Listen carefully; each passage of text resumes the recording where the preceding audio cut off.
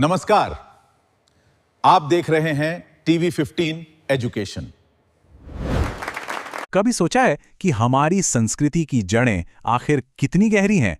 चलिए आज एक सफर पर चलते हैं हजारों साल पीछे, उस वैदिक काल की दुनिया में जहां हमारी सभ्यता की पहली ईंट रखी गई थी। देखिए, मानव सभ्यता की कहानी कोई छोटी मोटी नहीं बल्कि 10 लाख साल पुरानी है। लेकिन इस बहुत लंबे सफर में एक खास दौर ऐसा था जिसने हमारी पहचान को एक शक्ल दी, एक आकार दिया। ये कहानी शुरू होती है बहुत बहुत पहले, जब शुरुआती इंसान एक शिकारी था, एक घुमंतू था। मतलब कोई पक्का घर नहीं था, आज यहाँ कल वहाँ, बस खाने और पानी की तलाश में घूमते रहना, पूरी तरह से प्रकृति की धुन पर जीना। तो भाई, ये लोग थे कौन जिन्होंने इस पूरे दौर को एक शक्ल दी, और आखिर उन्होंने अपना घर बनाया कहाँ?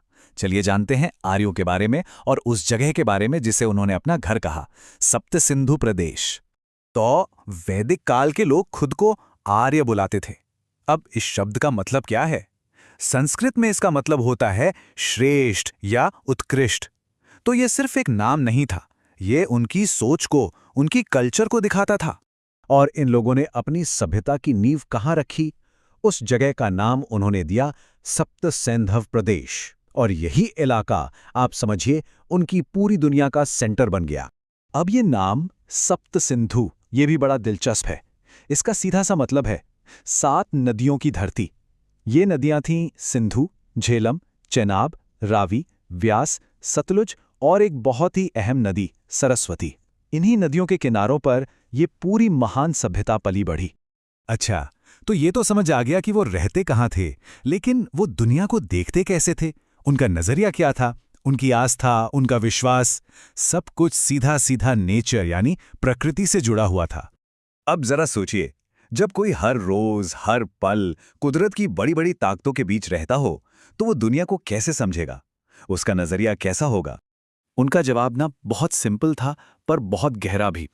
उन्होंने अपने आसपास जो प्रकृति की ताकतें थीं, जैसे कि बारिश, धूप, हवा, उन्हीं में भगवान का रूप देख लिया। जैसे वो धरती यानी पृथ्वी की पूजा करते थे क्योंकि वो जीवन देती है। आग, अग्नि, वो उनके लिए पवित्र थी, उनके हर रिचुअल का सेंटर थी। फिर इंद्र, जो तूफान और बारिश के देवता थे, उनकी पूजा होती थी। और हाँ, सूरज, जो रोशनी और जिंदगी देता है। तो असल में देखा जाए तो उनके जो देवी देवता थे, वो उनकी अपनी जिंदगी और आसपास के माहौल का ही एक आईना थे। और प्रकृति के लिए ये जो श्रद्धा थी ना, ये सिर्फ एक फीलिंग नहीं थी, इससे बाकायदा भजनों में, मंत्रों में ढाला गया।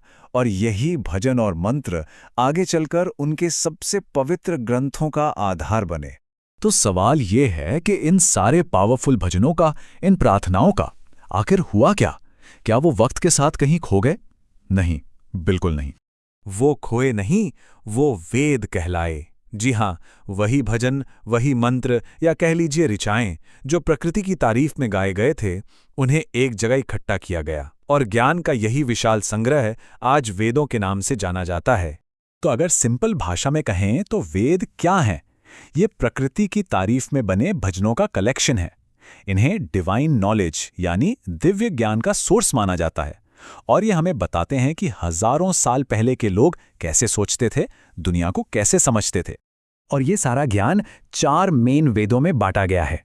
सबसे पहला और सबसे पुराना है ऋग्वेद। इसमें देवताओं की स्तुतियां हैं। फिर है यजुर्वेद। इसमें यज्ञ, अनुष्ठान कैसे करने हैं वो सब बताया गया है। तीसरा है सामवेद, जो बहुत दिलचस्प है। इसे भारतीय संगीत का सोर्स भी माना जाता है क्योंकि इसमें मंत्रों को गाने की धुनें हैं। और आखिर में है अथर्ववेद, जिसमें रोजमर्रा की जिंदगी से जुड़ी बातें, मंत्र और ज्ञान हैं। तो आखिर वैदिक काल की विरासत क्या है? क्या सिर्फ ये पुराने ग्रंथ? नहीं, इससे कहीं ज्यादा है। ये विरासत है ज्ञान को बचाने के एक बहुत ही अनोखे तरीके की। और सबसे कमाल की बात जानते हैं क्या है?